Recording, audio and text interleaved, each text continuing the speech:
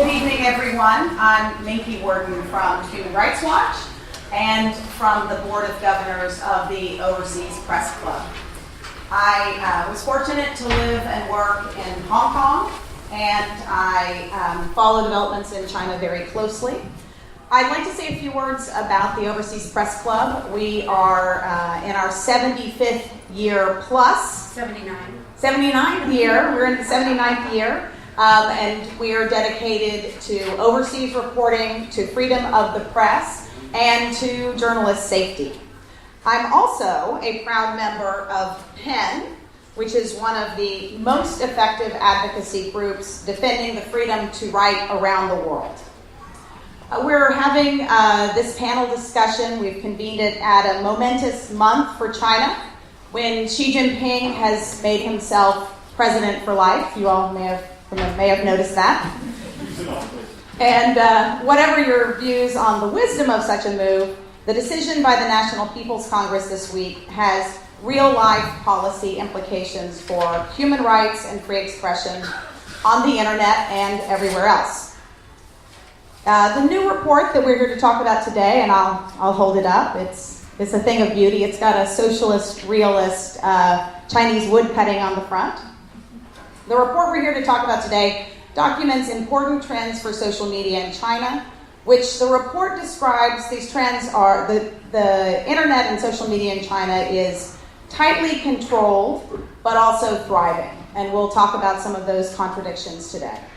More broadly, there are 777 million internet users in China, which is more than half the population.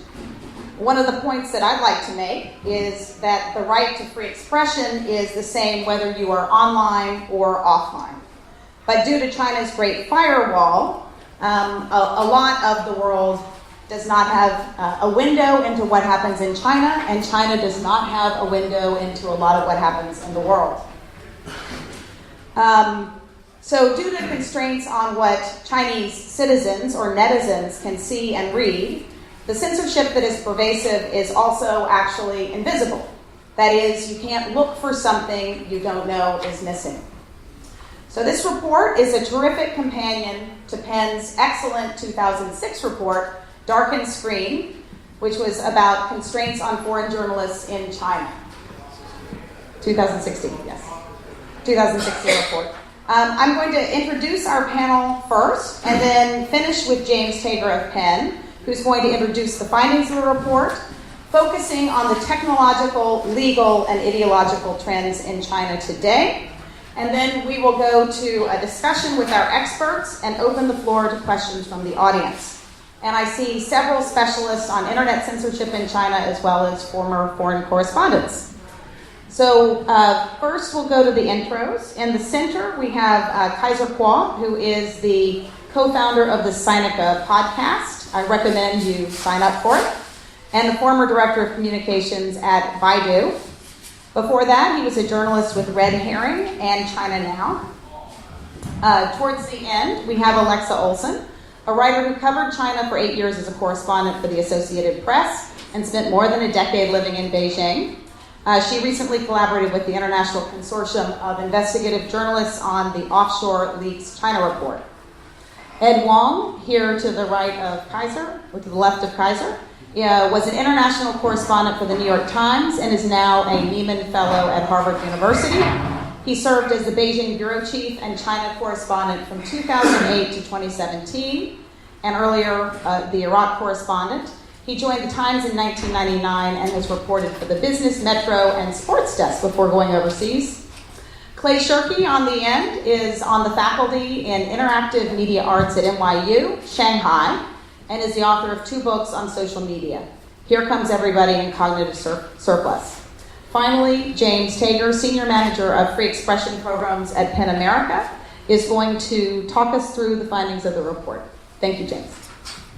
Hello, everyone. Thank you for coming. I'm going to try to be very brief, both because we have such an amazing panel to get to, and secondly, because I know everyone here will read the report in its entirety, which means that this is completely superfluous. But we have, as the introduction of our report, the title, An Unfulfilled Promise. What we're referring to is the the expectation in the 90s and early 2000s that the internet would be a ungovernable force for free expression across the world, including in China. And that turned out not to be the case. And arguably, those same expectations rose during the advent of social media and also were disappointed. There have been various means through which the Chinese government has controlled the social media space in China. To talk about social media in China is to talk about the largest social media space in the world, a place where millions of conversations happen between people every single day.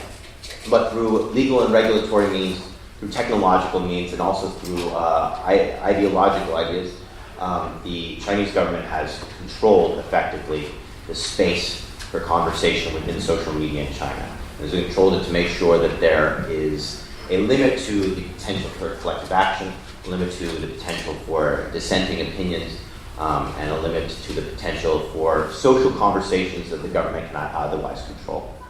All of these tactics and techniques have accelerated, have become more intense under Xi Jinping's tenure. The sophistication and scope technologically of censorship, the ideological concept of cyber sovereignty, as well as the regulatory processes by which the government both controls the social media companies themselves and tasks them with enforcing censorship on their own users and controlling the users themselves. One of our interviews called this the software code, legal code combination, the idea that all of these things can be used actually in tandem to effectively control the social media space within China. In a way where there's still space to have many conversations, but the conversations that the government does not want to have happen are not happening.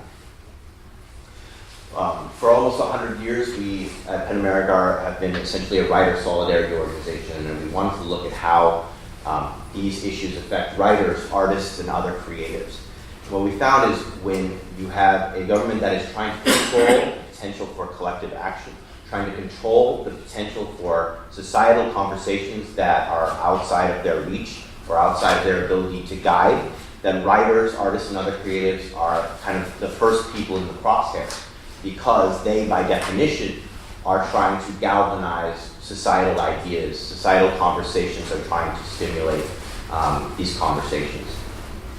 So we speak about that and how writers and artists and others are affected by the system of censorship. Some self-censor the themes they discuss, some move to different technological options such as shifting from one platform to a foreign social media platform or leaving the country.